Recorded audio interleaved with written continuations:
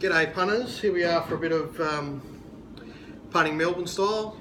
I'm joined by the punters punter, Dan Kelly. Hi Potts, good Fresh to see you, off mate. a recent appearance on the Business of Betting podcast with Yes. Jackie Williams. Jake Williams, mate, that was great. It was just nice to be, to be asked for one thing, but the actual being able to sort of, the way I did to sort of document your journey a bit, like, I often get to stop and reflect on, what's gone on the last 20 years or something, how you've got to where you've got to. Your sort of life's pretty busy, and especially, with kids and stuff I've got now, so, being able to do that was, it was terrific. And well, I know you really well, and I enjoyed listening to it. To the punters that don't, I'm sure they would have got something out of it, and just you explaining how much things have changed over time and how you've got to adapt, and also your own personal situation with the change in your, the time you've got available to it. That's right. Yeah, and the feedback I got, I was going to send an email to Dad and just to copy the link, and I went onto the SoundCloud and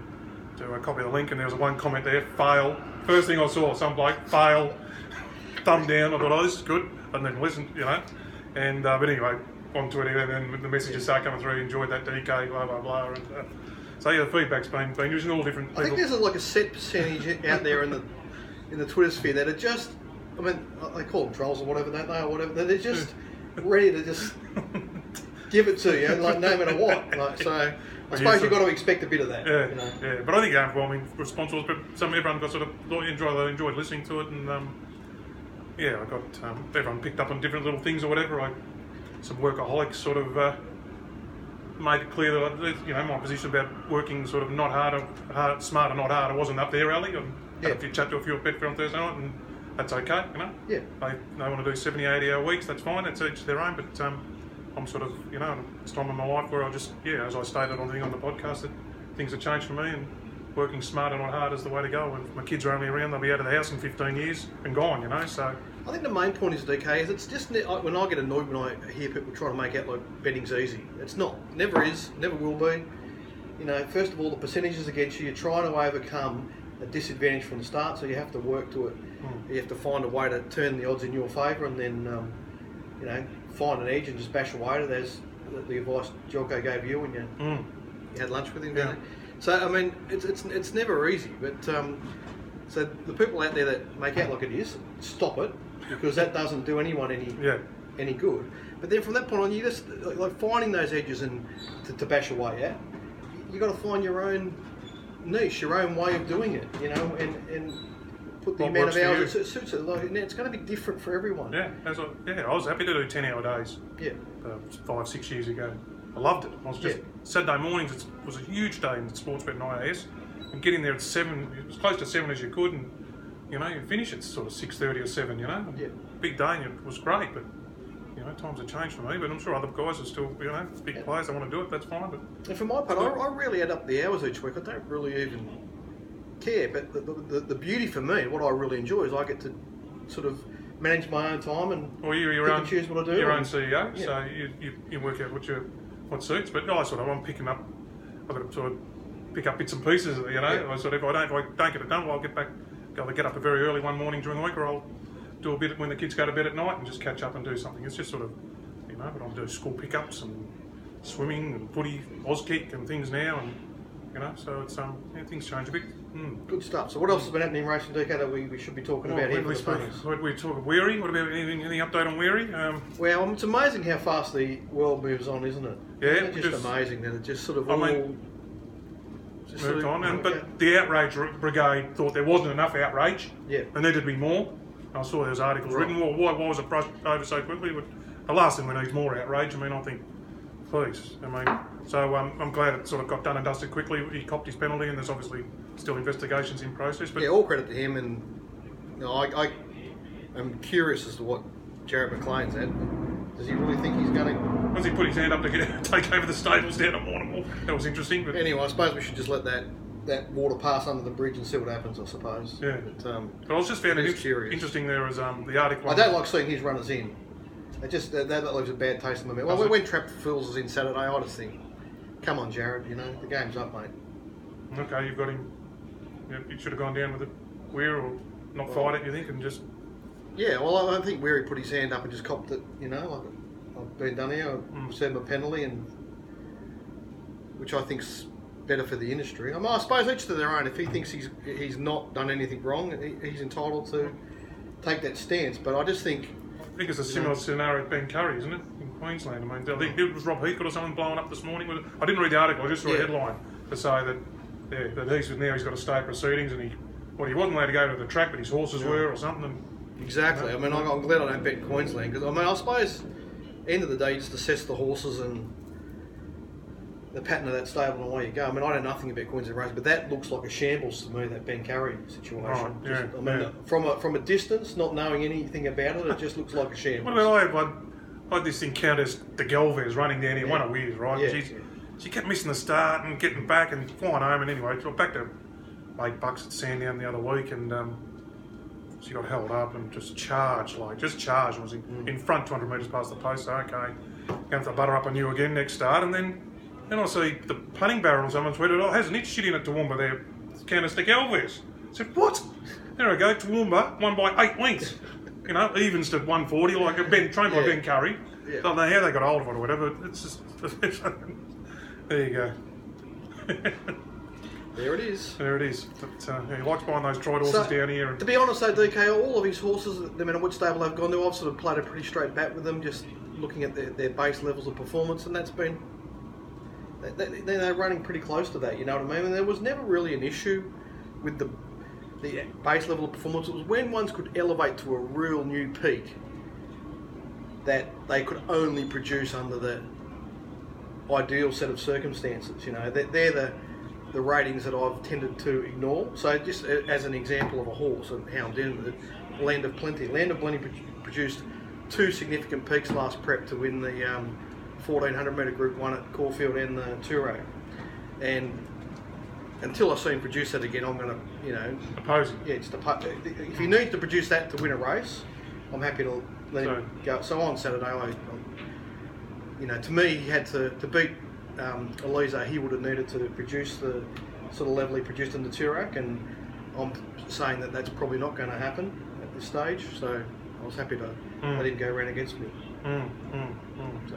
But the changing of the stables too, I mean, all these sorts of horses turning up with new trainers, you know. I think that's a good point too, because some of them that have been with Weir for quite a long time, a longer period, have benefited from the change of environment. Oh. Seems to have anyway. Some of them have, and the others are... To that horse that won at Flemington, I mean, there's nothing in its history that's indicated it could have done that. What's that horse called? Thundercloud. Thundercloud, yeah. Jesus, did it we know it well. Yeah, we know it well, Thundercloud, don't we? Yeah. I can remember backing him in the Sandown Benchmark 64. Might have been coming off a Chuka or something, yeah. Wasn't he? Remember when he flew over to Chuka or something one day? Yeah. It might have even been a maiden, and he just... Like, it took ages to get him going, and then he had to step him up in distance, and he was really a midweek battler, or maybe could sneak a Saturday race over 2,000 plus.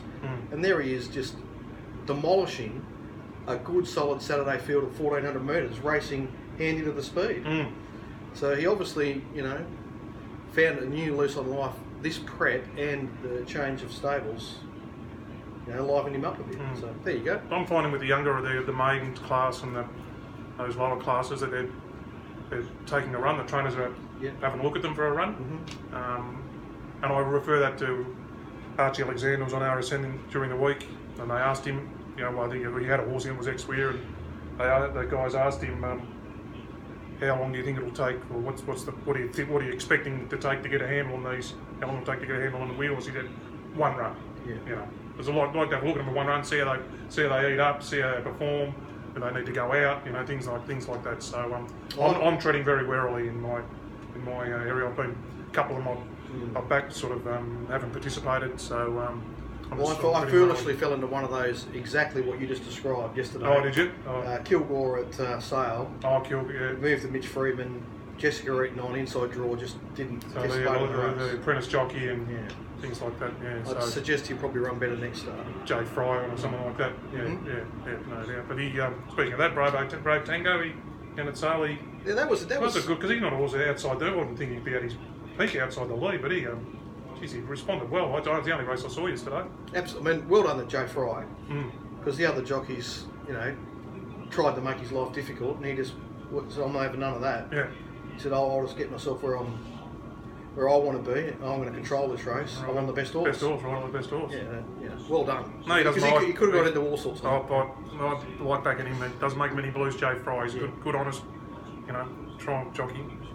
Just back to the weird stuff. I just noticed on the weekend, and I think it was the Sunday Herald Sun or something. Leo Schlink, who's the racing rider now, whatnot, wrote an article at Weir Betting Probe or something like that, and said, all the that integrity unit and everything, they're going to do a forensic analysis of the betting, which is no real shock, but it might turn up something, it might not. But what I found strange was we never saw that same thing with the Aquanita scandal pops, where I thought it would have been, the amount. We certainly never saw it in the press. Whether they actually did it or not, I suppose we don't know. But if they did, it come to nothing. Yeah. So it's all far more, betting stable, sort of the Smyrna stable, far more big shorteners and horses sold to Hong Kong and things like that. That I would have thought maybe it. I thought that was interesting. But what they mentioned an ex-jockey who was. Well, there was absolutely no doubt. I mean, there was in the Robert Smyrna case, for whether they were getting top-ups or not, it's just part of the picture, right? But if they really liked one, and it was, let's say, $5 at 8 o'clock in the morning, it'd run even money. Oh yeah. Regularly. Oh yeah. Big, he'd have his own on, and there'd be big tipping round. And, yeah. Oh yeah. Oh no doubt. As I said before, these if these trainers don't never bet in their own name, always got someone who knows what they're doing it for them, who's also not just probably going to sit on that information himself.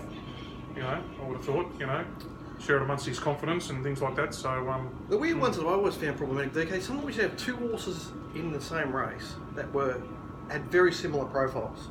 So the early market had assessed them both $8, and then late in the betting, one of them would be unlayable out to $21, and it'd get beaten 5 lengths. The other one would be $8 into $4.60 or something, and be in the finish. And I used to think, how's that? I mean, I bet it's just part of the picture. Yeah. I've got to work out a way of dealing with this. And look at it. And I'm not saying that was it just happened regularly enough that you noticed it. You know what I mean? So, and I suppose it might have just been that the other one worked better on the Tuesday. Well, I'd sort of narrowed it down to the sort of jockey intent and barriers and things like that. A lot of them. So that's what I tried to narrow it down to. If Yendall was on it from a low draw, so in the bush I'm talking. Yeah. Then and then it was solid. Well, you'd expect it to be solid. If it drifted, okay. It's just I think, their monies would have been a good lead, but there's still bigger players for them in the market that dictate the SPs. Yeah. So anyway, I think that's. I noticed something else in front of me as I just caught my eye. I noticed it's last Wednesday at Sandown, DK. I mean, there's nothing to gain from this. It's just a fact that I thought, wow, how does that happen? The fastest last 600, 400 and 200 of the day last week at Sandown, in a good meeting where there were lots of nice horses racing, was Rockerell in the 2,400 metre race. Tempo. Did you see one? So they haven't even cantered for the first 400 metres. They've basically just walked out of walked around to the back straight, then they've slowly built from there. It's just funny. I've been using ratings to win for 5 years now, something like that. I found the first race ever at Warrnambool, the Highweight Maiden 2 weeks ago, went out minus. What do you mean by minus 22 first section. Right. Minus. So it was less than zero. Less than zero. And then so that means it's less than 50 lengths below average. I said to Trevor also the Betfair function on Thursday, did you see that race? He said, yeah. He said, I saw it came up in South Coast as well, slow. So he said, I went and watched the video, and they dead set gone 16, 17 to the furlong, just a 6-horse field. They just went out minus. Amazing early speed. And so this Castano Millet, who's a 67 start maiden of Bryce Danaway's, has charged home late and run like second or third best last 200 of the day. That's what we're talking about. We've spoken about tempos a lot here. The energy you expend early has got a big effect on the energy you got to sprint up home late. Yeah. Well, look, regularly, DK, the horses in the 955s at Moonee Valley have exerted more energy than the horses in the 3,000 metre race. Yeah, that's right. In the 3,000 metre race, they've only tried for maybe 400 metres of the race. Yeah. The rest of the race are just sort of flopping around doing nothing. Whereas in those 955s, it's game on. Yeah. And there's no rest. There's zero rest usually. And whereas in some of the 1,000-metre races, there can be a little rest. But those 955s, it's game on, and that's why the format of them is actually worthwhile, but only for that distance range. It's not useful for the longer distance races, but it does expose what those horses are capable of. So I've been using punting form for the last few months as well, just seeing trialling and seeing, and it's a sectional. It's another sectional time database. You've sort of got Vince doing his sectionals. You can get them on racing.com, and people will probably get them off himself, IVRs and things. And punting form do their own sectionals as well. But the beauty of punting form is that you can in the post race you can put the field in any sectional order you like. Right. Yeah. From the last 2s, 4s, 6s, or out how fast. So I see there was a thing, Florida Dream at Sandown the other week. So I think it was out the back because it's coming off of Wodonga Maiden, so I knew the horse, and I was just sort of dashing through late in one of those slow pace sprint home races, and I saw a few people were tipping it, got scratched the other day. So I said, oh, geez, here's a mile. Ended up going around a Caulfield on Saturday. I did go around a Caulfield, did it? Yeah. But so okay, well you're flashing home there, and there it was, best, second best, last 200 of the day or something. But then you go across and put them in the order of who went out the quickest first 400 of the day, and then I reversed it to the slowest first 400 of the day, and the horse who went out the slowest out of the whole meeting was Florida Dream. Yeah. So I mean, it's a great tool. So, but just if you're looking to get more focused on sectionals, you want to learn more about sectionals, or just have a play around, I highly recommend punting form, because it's just Vince's stuff and the raw stuff. You can't. It sort of gives you a number and says they did this, but you can't shape them around. Yeah. And you don't know if a horse was in the country 50th last best 200 or things like that. This you can put them in any order you like. I'll tell you something interesting, DK, about that horse you talk about. So off that late, making some ground in a slowly run race in Sandown, it was in last Wednesday.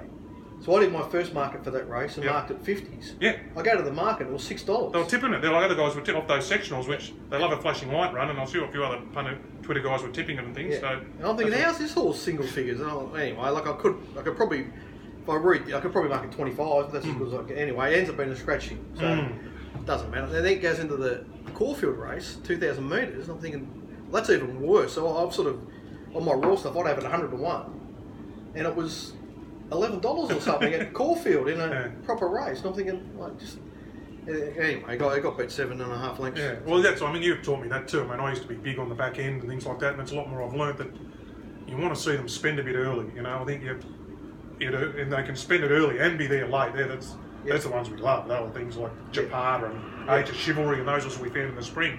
You know, that race at Geelong where they were, you know, they spend money early. We called it at Mark Reed's. We had a video comment for it at both ends. Yeah. So they're both ends, you know, rather than just sort of falling out of the gates and sprinting home. So. Well, that's everything. When it's both ends. Both ends, yeah. You can bet. Yeah. Oh, yeah. They're the best, yeah. So, like, but those, let's talk a little bit about those horses that do sort of, you know, basically have a track work gallop in a race, you know, out slow, home, last 600 or whatever. It's good in the sense that they've run fast for the last, say, 400 metres.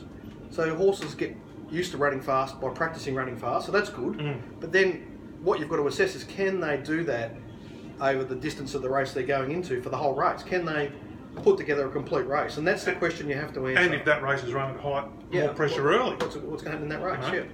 That's the thing I'm finding, that it doesn't give them a base they can to get. They've had practice running fast for a short period of time, so that's good. That's a positive. But we like them running faster for longer. Yeah, that's why I like. That's what I'm saying. When you've got both ends, and you guys go like, so Bravo Tango yesterday. So in that Sandown race, it was just, even though he settled midfield on the fence, that race was game on from the start. Yeah, and it was actually Burgeonet which sort of made the pace in that race, and it sort of busted him, and he fell apart at packing him off that. So you had Declaration of Heart making a lot of ground, Gold Mag in the race, and Bravo Tango come off that inside position, which is not easy to do at Sandown, made his own run, so forced to run, pushed horses out of the way. Then Declaration of Heart was up outside him and it sort of probably got to him, and he ran away from that horse. Like that was everything. That was both ends. Both ends. He was very easy to like at sale yesterday, even in that sort of price range. And that's same distance, which is important. Yeah. If he had gone up in distance, it was a new question to answer. Yeah. So that's why I saw a little more focus for me on the last 8s and 6s you know, because if you can get some running the good last 800s, I reckon it holds a lot more weight than the last 400s. But it all depends on what they've done the first 4, 6 or 800 anyway. But that's another beauty of that punting form, is that the auto one that you go to on the first screen that's in the order of the last 600s. That's how they've ranked them for the meeting on their auto rank. But then you can quickly change it to the last 800 or the last 400. You want to see who ran the best last 200s or the 10th best last 200s. So, but I'll just faster for longer is sort of something I'm sort of looking more at, Potts. Good stuff. That'll do us for part 1. We'll be back in a minute, punters, with a bit more discussion that you hopefully find interesting.